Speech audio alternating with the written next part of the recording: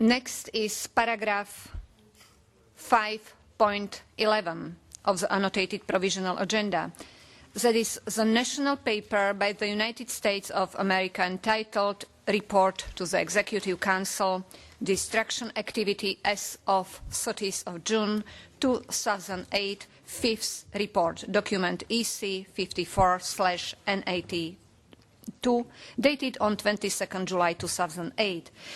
At the afternoon sitting, it was proposed that Iran, the United States, the Russian Federation, and other possessor states have informal consultations on this issue.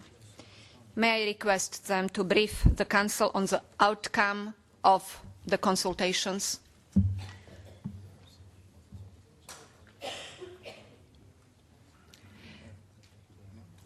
The United States Ambassador, you have the floor, please.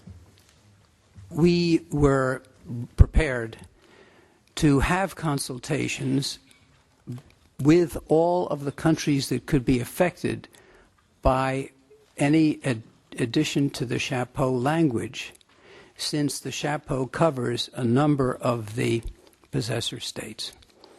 And we have not been able to accomplish such a meeting up to this point in time.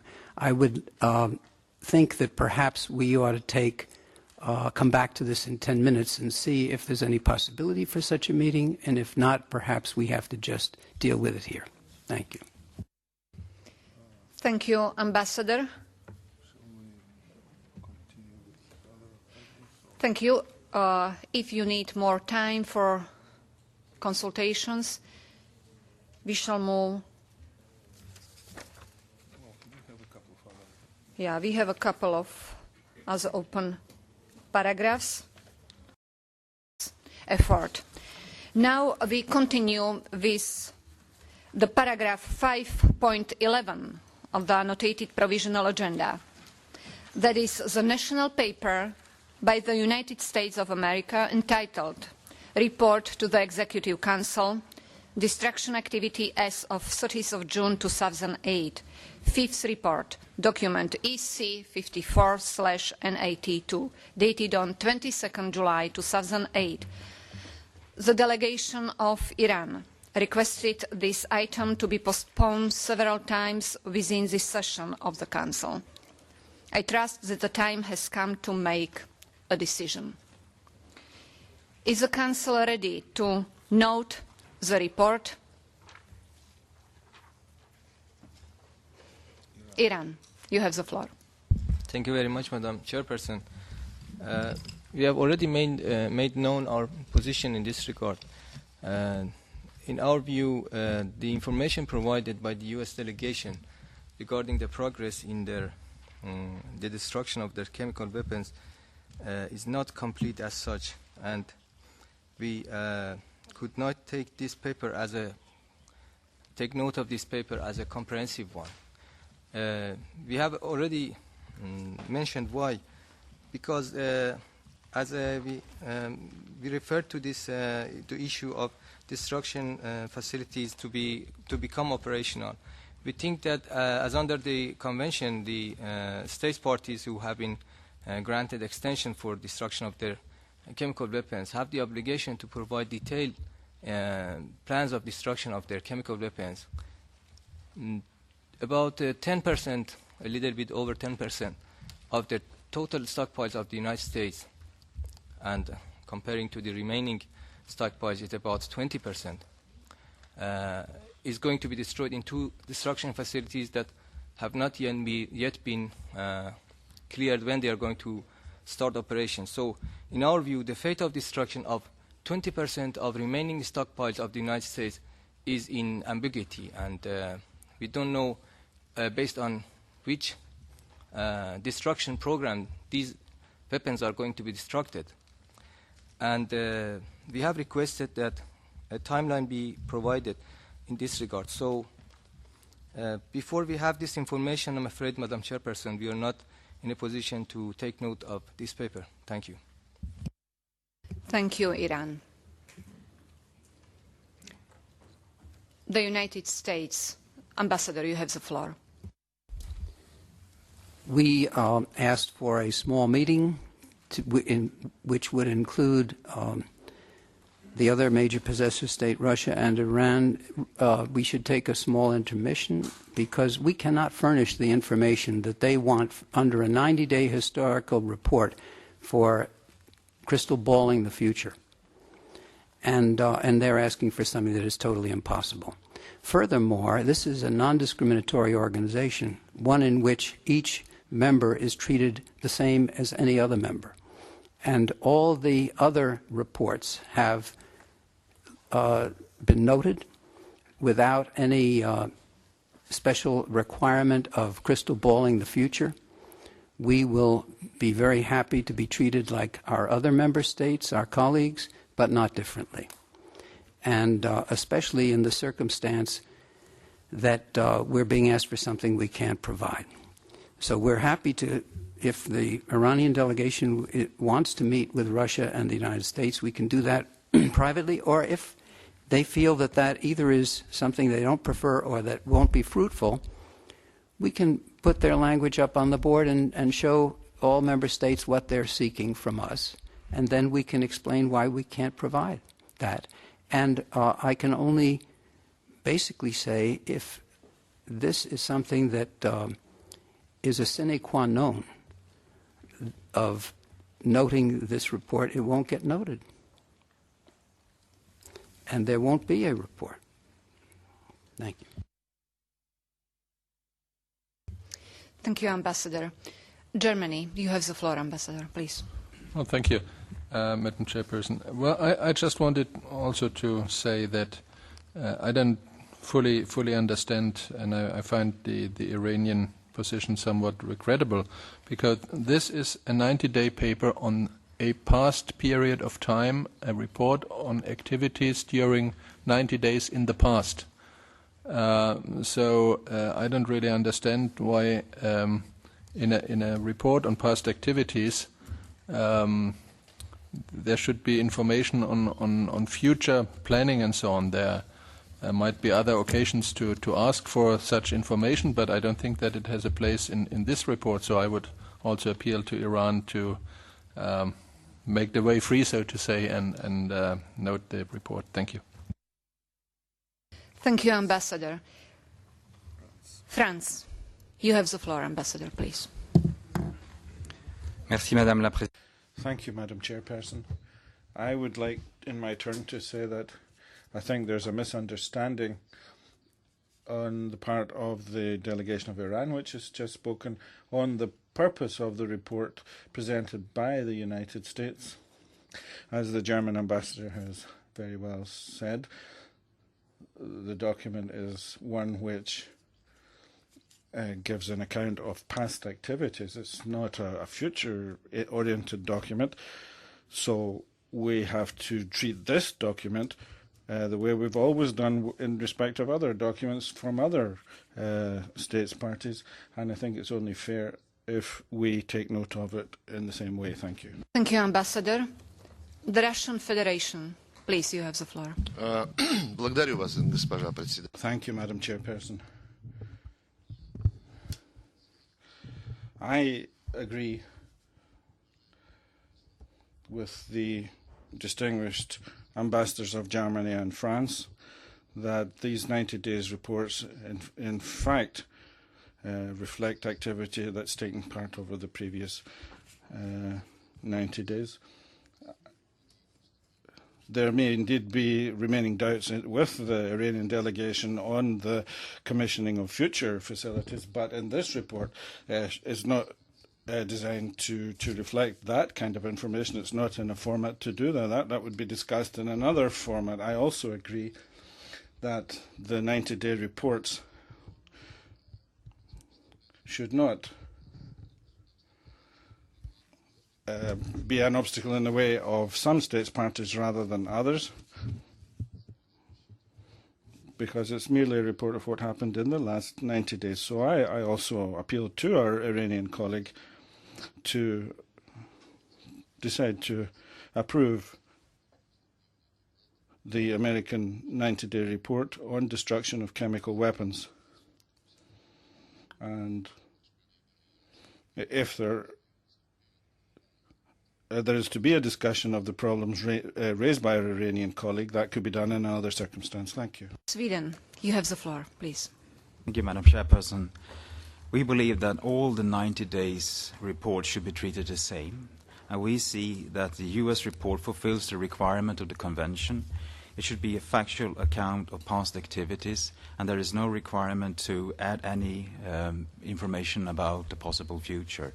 So we are ready to note this report. Thank you. Thank you. The United Kingdom, you have the floor, please. Thank you, Madam Chair. I'd like to echo the comments already made by Germany, France, the Russian Federation and Sweden.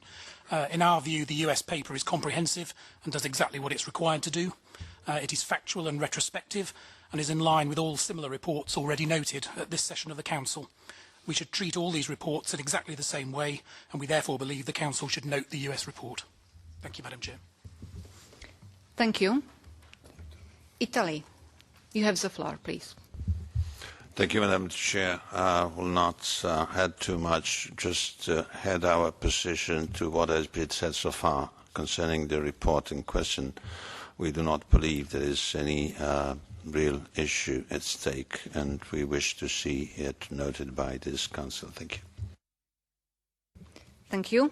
Australia, you have the floor, please. We want to add our voice to the previous speakers, and in fact wonder whether this might be something the legal advisor could provide some advice on, whether it would be appropriate to include forward-looking information or not.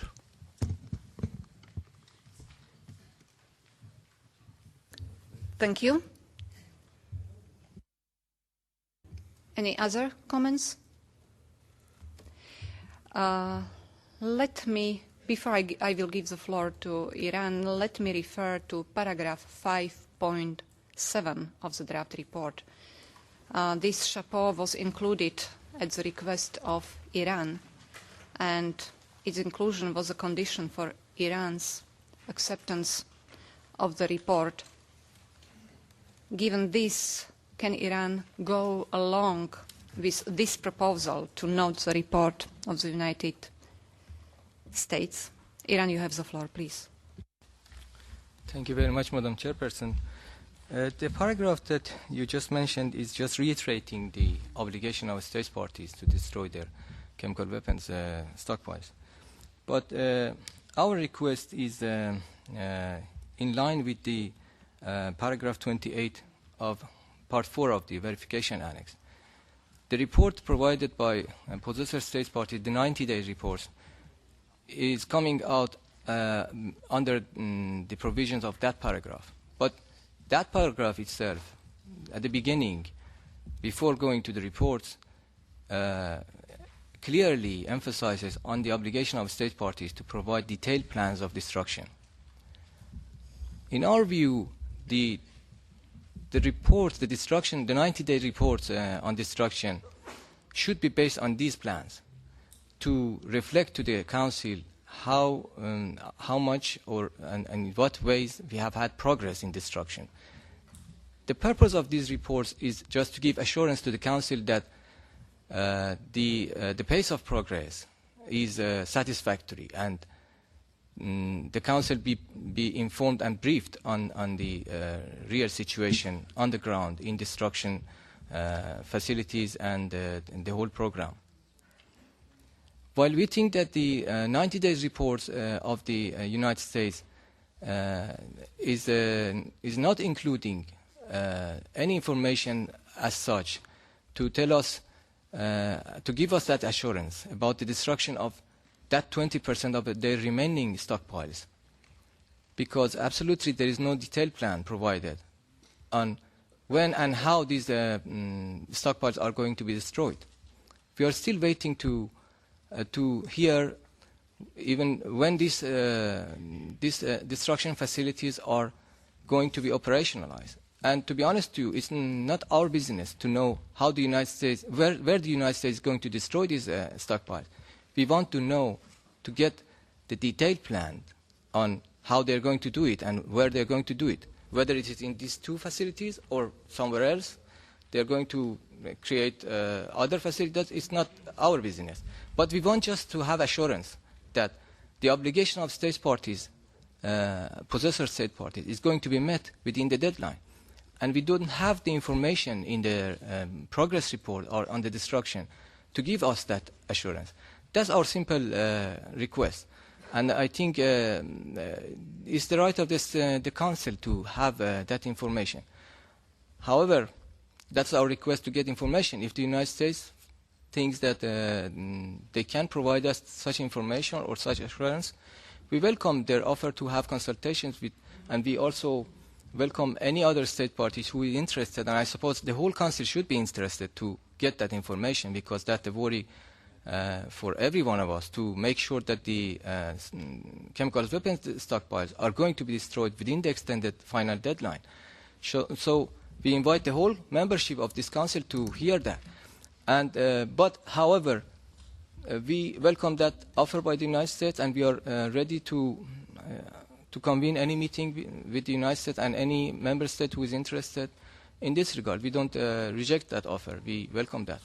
And that's exactly the purpose of our request and the reason why we are not able to adopt this, to take note this report. So I just wanted to make it clear on what basis we are not able to take the note of this report, because we think it's not comprehensive. Thank you. Thank you. Now I would like to ask the legal advisor to give us his opinion on this matter. You have the floor. Thank you very much, Madam Chair. I have heard with interest the exchange of views among several delegations, and I would like to take the opportunity to refer to Part 4A of the Verification Annex of the Convention. Within that Part 4A of the Verification Annex, we have several rules that relate to the extension of the deadline for completion of destruction. The distinguished representative of Iran has quoted paragraph 25 of it. Pardon, did I make a mistake? Is not 25 the one you mentioned? Okay. We can also deal with 28.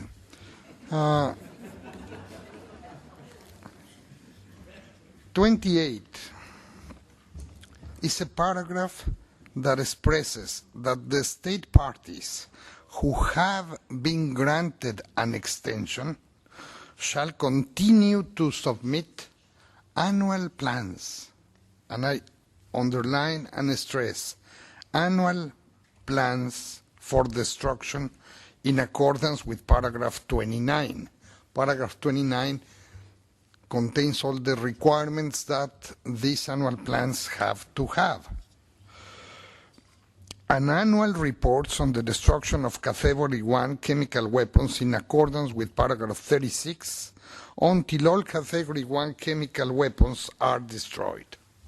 Full stop. In addition, no later than at the end of each 90 days of the extension period, the state party shall report to the Executive Council on its destruction activity. I have emphasized, Madam Chair, the full stop that is contained in this paragraph, because this paragraph, in my view, refers to different activities, some that have to take place on an annual basis, namely the submission of the detailed annual plans for destruction and also the annual report of destruction.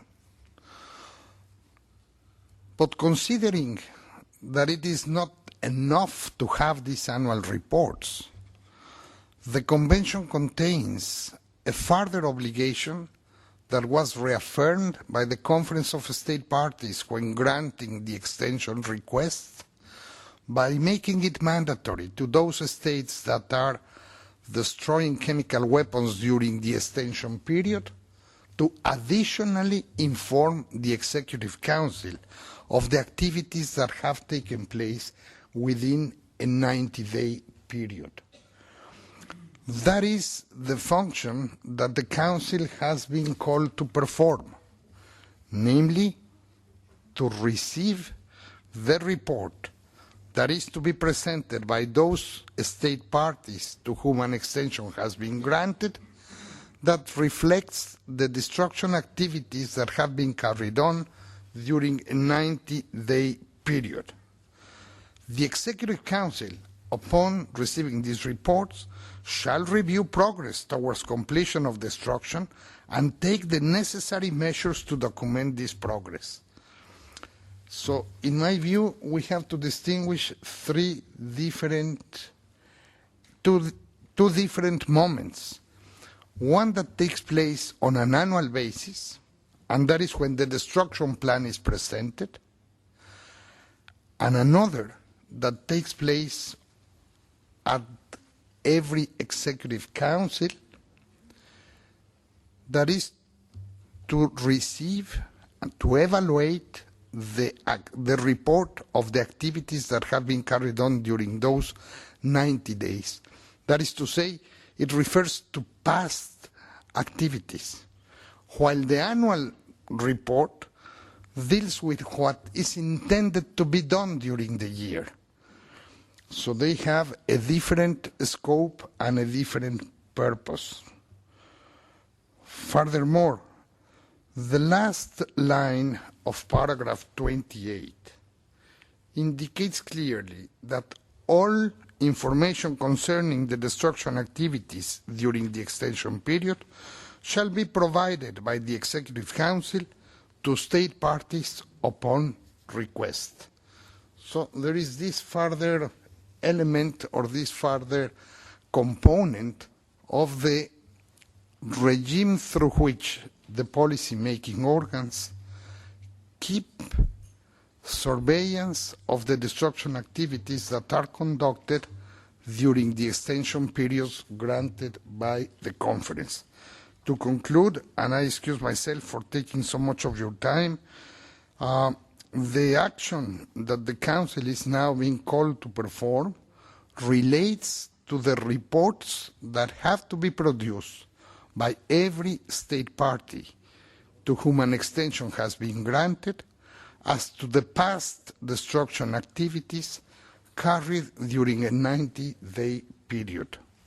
Thank you, Madam Chair. I hope I have explained that to you. Otherwise, I'm ready to try again. I thank the legal advisor. Now I give the floor to the United States Ambassador. You have the floor. I think that all states parties would appreciate knowing that we have been asked this question bilaterally by Iran.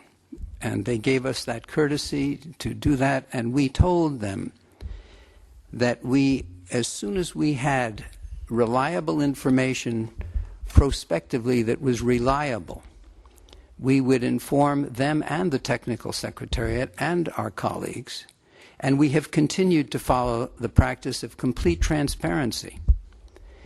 But we, and I have also explained that we are experiencing a situation in the United States in building the two, what we call aqua sites, ACWA, that Dr. Hopkins explained in his report to the Executive Council. And one of those sites, the Executive Council's delegation next June will visit to Pueblo. That is going to be one of those sites. At the report that was made by Dr. Hopkins, he showed some pictures of some construction that's already underway there, and there will be much more, I believe, by the time of the visit. But in terms of the ability to, which was an inference I think that our colleague from Iran made in his intervention a minute ago, that he didn't know where these weapons were going to be destroyed, or that they might be moved, or just the idea that he had no information, that isn't completely correct. The fact is that in the United States, the stockpiles can't be moved. We're forbidden by law, the federal government, enacted by the Congress and the Senate of the United States, to move a chemical weapon. So they have to be destroyed where they are stockpiled. which means that we have to build separate facilities in each area where there is a stockpile. And Pueblo, being one of those, is awaiting the work for the development of what is the new neutralization technology called supercritical technology that is going to be employed. This also was a requirement of federal legislation because the Congress had decided in its wisdom that the sites that were incinerating, they did not want replicated anymore because of public protest about the idea of maybe polluting the environment. And so they insisted these two last stockpiles had to be neutralized. In neutralizing and using this technology, which has never been used before, there are certain requirements to make sure that when you take the lab model of how you're going to do it and try to extrapolate that into a production unit, that you have always to make sure that it's tested thoroughly and that it really corresponds to behave the same way on a macro scale as on a micro scale. And from what I have heard, until you know that this is built and tested, you can't say exactly when the starting date is. So we are in a position where we're being asked for something that we can't accurately give, and we don't want to give misinformation. So with the commitment to tell our Iranian colleagues as much as we know when we know it, I can't give them more than that, nor can I give the technical secretariat more than that, nor can Dr. Hopkins come over here and give them more than that. I feel the 90-day report requirement has been fulfilled in every detail as it should have been. I do not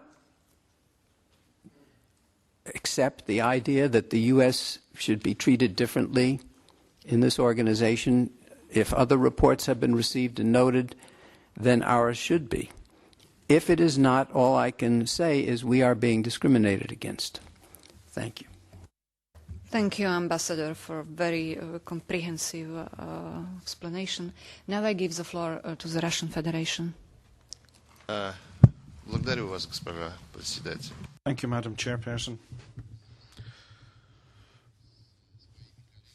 What I'm discussing with my colleagues here,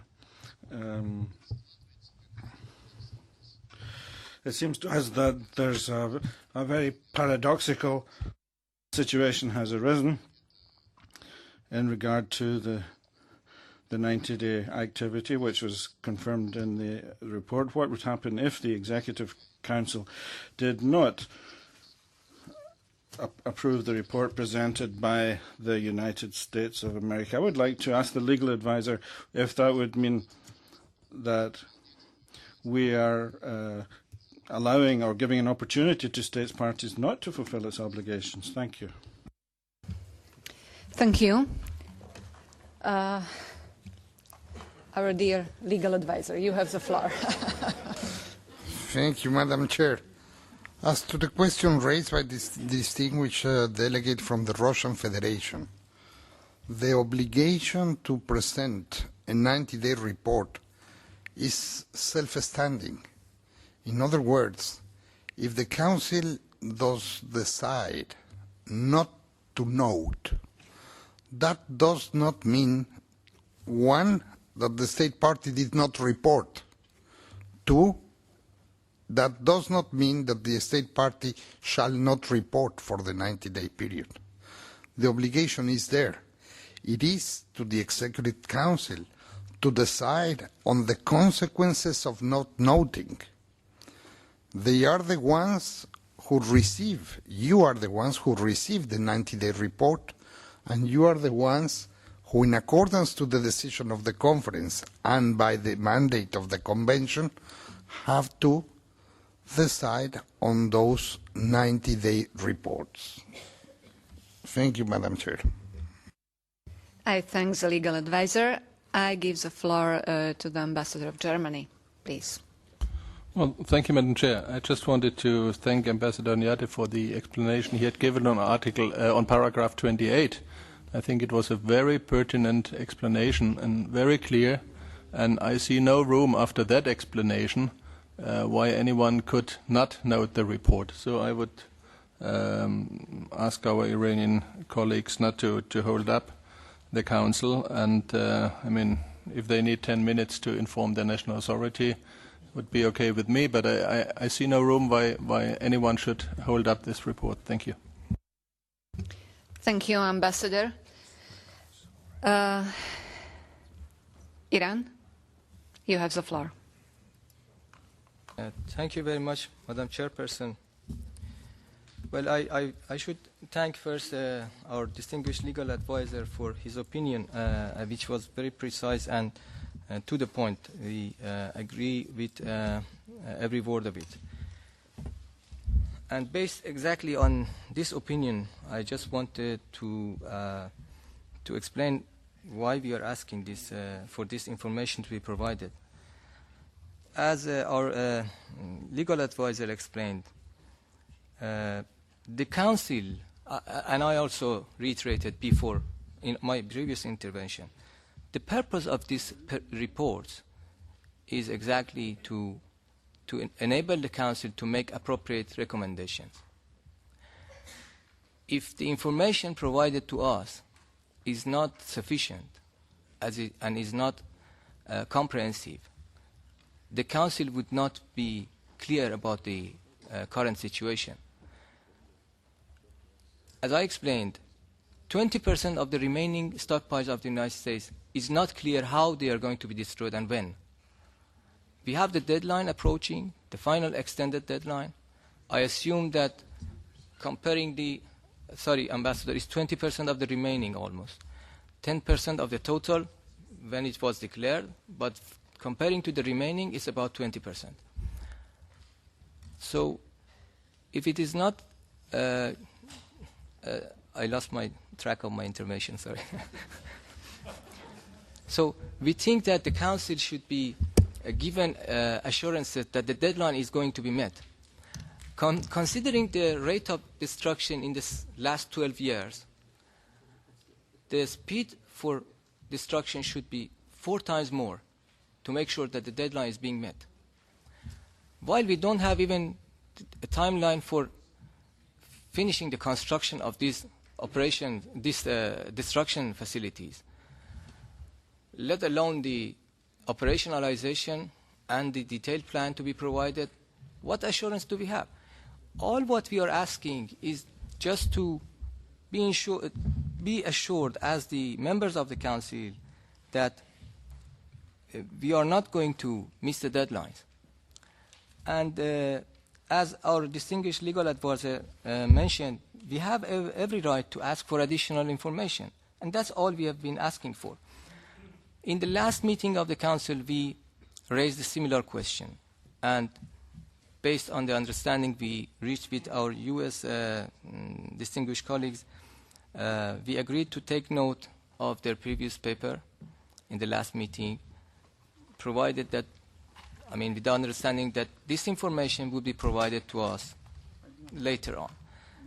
But now we have the same situation. We are in the same situation. We have the next report being provided to us. The same information is missing. And what we are asking is only additional information to assure us about the future plans that we expected to be reported to us in the past activities, but no activity has been happening, and we are not being told what is happening in those 2 sites, and we just want to have a clear picture. As I said before, we welcome the offer by the United States to have bilateral consultations, and we would be gladly participating in such a consultation if it's going to be convened. But with this situation, and in the current situation, we are not in a position to go ahead with this note and to be paper to be noted. Thank you. Thank you. Ambassador of the United States, please, you have the floor.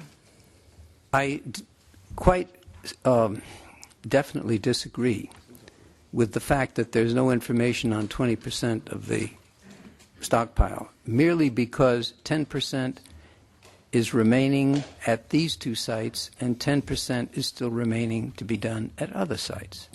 In our reports, we have given exactly how the 10% that is not going to be done at these two sites is going to be destroyed. And I think that Dr. Hopkins made it pretty clear that that 10% will be gone by 2012, for sure. At least that was my impression of what he... Am I correct? I'm correct. The remaining 10% is at the two aqua sites, and the remaining 10% will be destroyed. We have said that that is our commitment, it's our undertaking, and we will do it with all due speed and all due regard for the environment and the safety of people. We also have said that we can't say for sure when we're going to finish and that we may not be able to make the deadline. So if this is just an attempt to continually humiliate us with holding us up as in terms of saying, you know, admit that you're going to be late, that isn't of any constructive use in this organization. What is of use in this organization is that each of our states' parties has all the information which we can give them and stays exactly in terms of being careful fiduciaries, watching what's going on. That's why we offered the visitations to our country a year ago, and that's why Russia accepted to have it to their country this year. And we will have it to one of these sites and to another non-aqua site next year. But what is the consequence of not noting?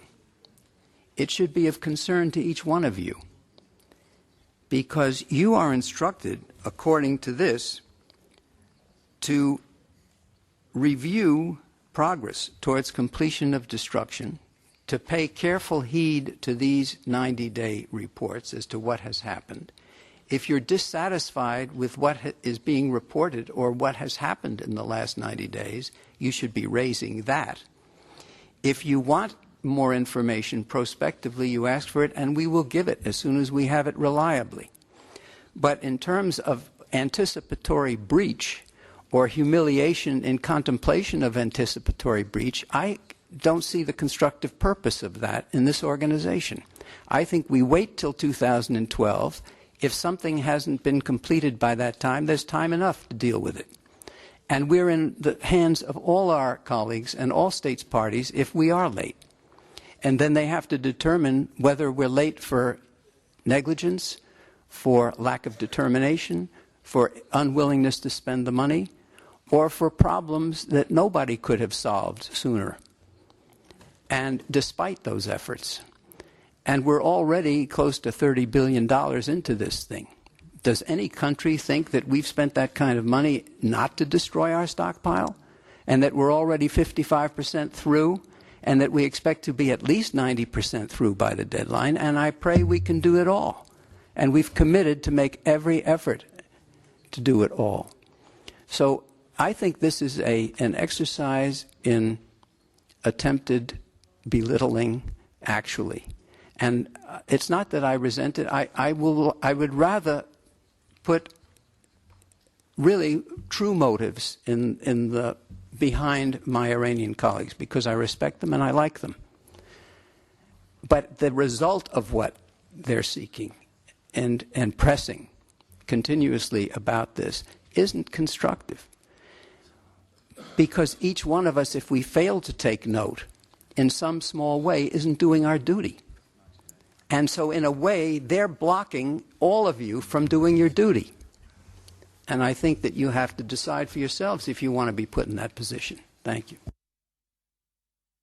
I thank the Ambassador of the United States, the United Kingdom. Ambassador, you have the floor. Thank you, Madam Chair. I also listened with care to the advice of the legal advisor, which seemed to me extremely clear. I have to say I'm a bit concerned about what it means for the Council if we go down the route of not noting reports like these 90-day reports. in circumstances where we're quite clearly imposing conditions which are not part of the Convention's requirements for these reports. If we establish a practice of this kind, because on the basis of what the US ambassador said, I can't see that it's going to be any easier the next time there is a 90-day report from the US or the time after. It starts to raise questions about, first of all, whether we are treating the different possessor states on the same basis. Secondly, if we establish a practice that we know we're not going to be noting this report, then I think that it undermines the seriousness with which the Council will actually scrutinize these reports for the information that they do contain. And it doesn't seem to me to be a good way to proceed. I would ask the Iranian delegation to think very hard. I understand that there is information here they would like to have. The US has offered an alternative route for providing that within the limits of the possible, and I understand the practical points that the US ambassador has made. But I really think that it would be better for the, if you like, the integrity of the Council's processes if we accept that 90-day reports need to be processed and not held up for reasons which are, as I understand from the legal advisor, not based in the Convention. So I would really appeal to the Iranian delegation to think hard whether they want to establish a practice which we may all regret in future. Thank you. Thank you, Ambassador. France, Ambassador, you have the floor. Merci, Madame le... Thank you, Madam Chairperson. As the United Kingdom representative has just underlined, we think that it would be much better by far to take note of the 90-day report submitted by the United States. We have on the one hand this report, which we ought to approve. It's a precise report, it's a clear report, it's a report which gives us a lot of information. We really ought to take note of it. On the other hand, we have a tense process. We cannot base a decision on an intention process and a process of allegations. We have to base ourselves on facts. The Council has to choose to take its responsibilities. As my United Kingdom colleague has just underlined, that is the work of this Council, to take note of, to sanction, if you like, what has already been done by the United States of America. There's no need to look for anything else, but simply to take note, to sanction what has just been done, what has been achieved, and what has been contained in the report as having been completed. Thank you. Iran, you have the floor. Thank you very much, Madam Chairperson. Sorry, I had another engagement, so I was delayed.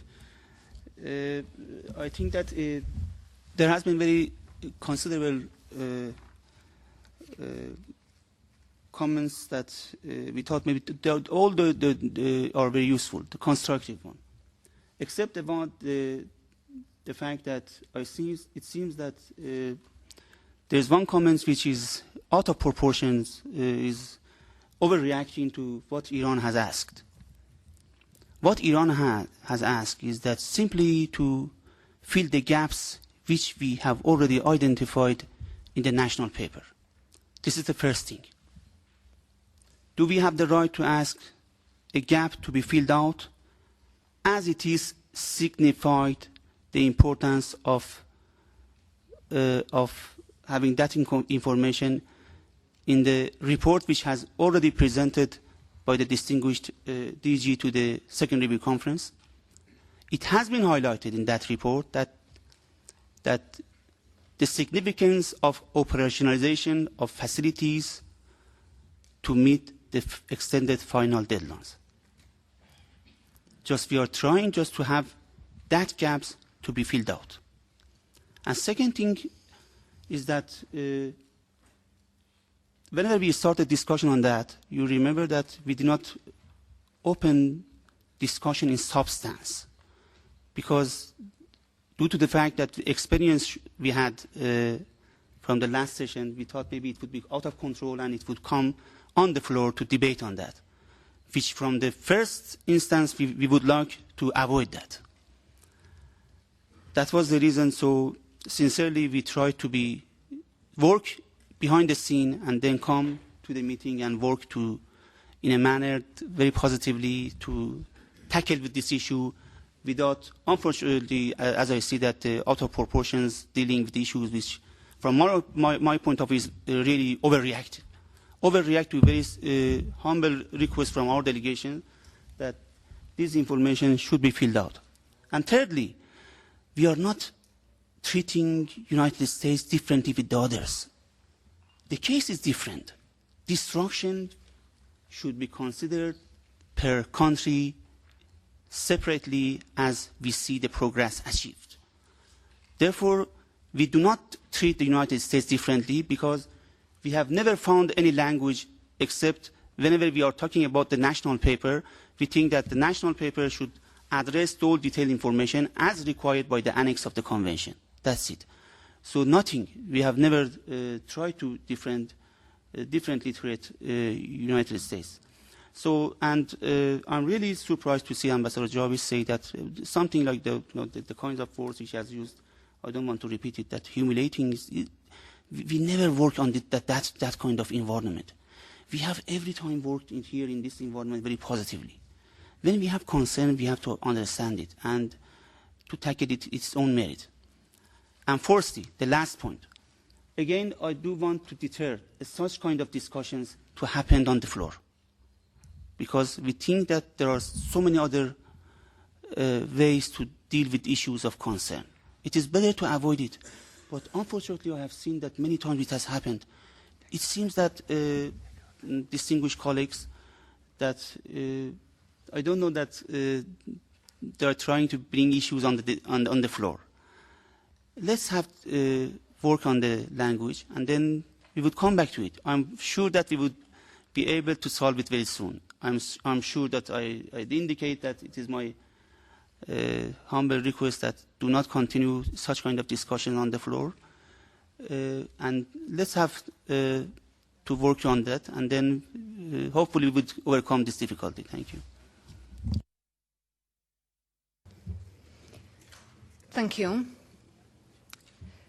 Ambassador of the United States, please, you have the floor. It was certainly my preference to go into a small room and not bring this to the floor. And I was waiting for Iran to join Russia and me in another room. But this, apparently, it didn't happen, not because we weren't standing around waiting to do it, but somehow or other it just didn't happen. The point really is that Iran is asking for proper information. I'm not saying they're asking for the wrong information. All I'm saying is that pressing for it continuously year after year, when we promise it as soon as we can, and explained our difficulty in giving forward-looking information where we can give 90-day reports with complete accuracy. And we have given forward-looking information with respect to the other sites which are operating, where we're not dealing with new technologies, where we know pretty much what the production schedules are with reasonable assurance. We've done that.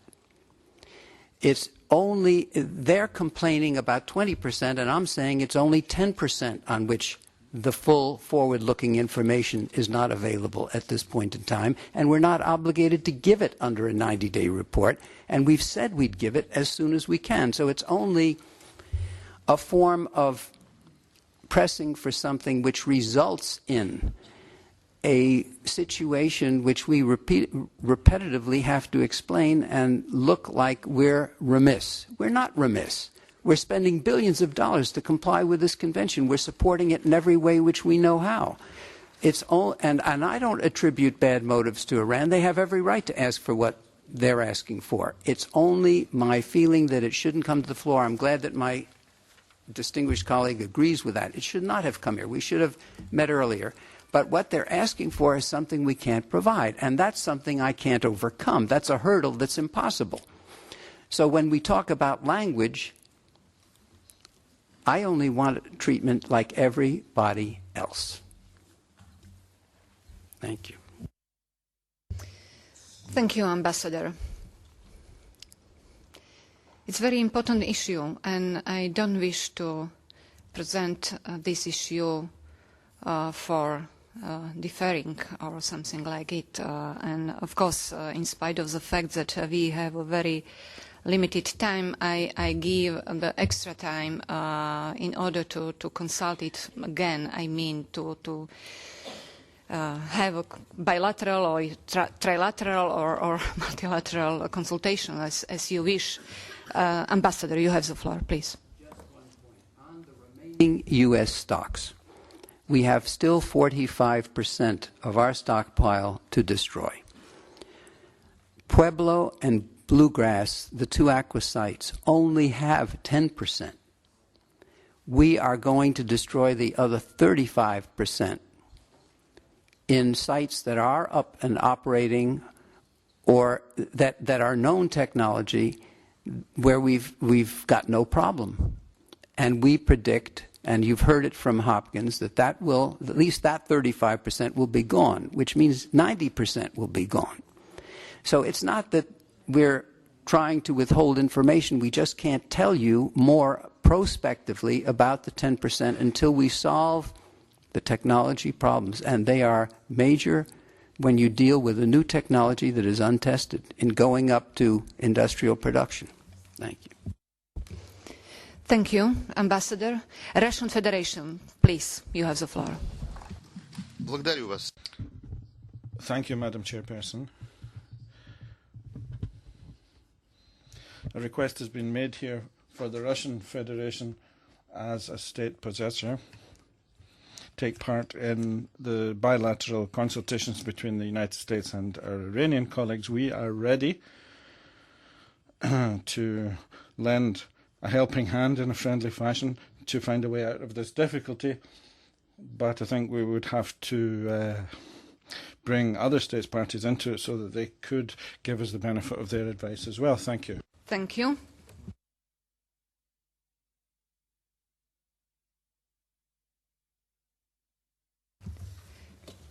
So I propose to move to the consideration of the next paragraph, but before it I would like to ask the relevant countries to again to try to find compromise, to find the consensus in order to bring us the good news on it, because we need to have a positive signal for the Council during the session. Ambassador, you have the floor. The United States, please.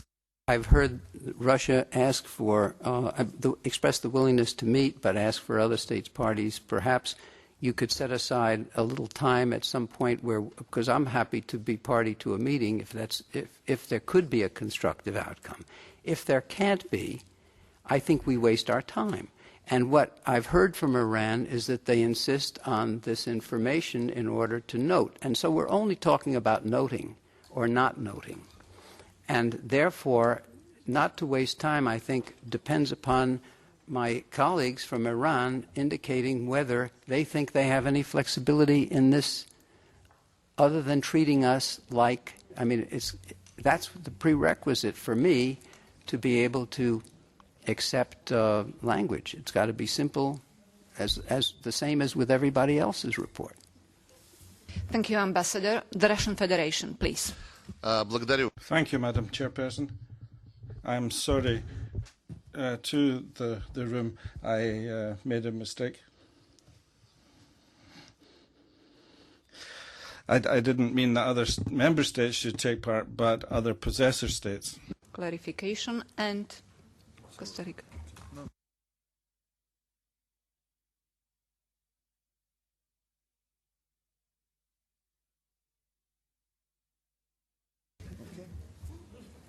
If it's agreeable for the Council, we move to the next paragraph.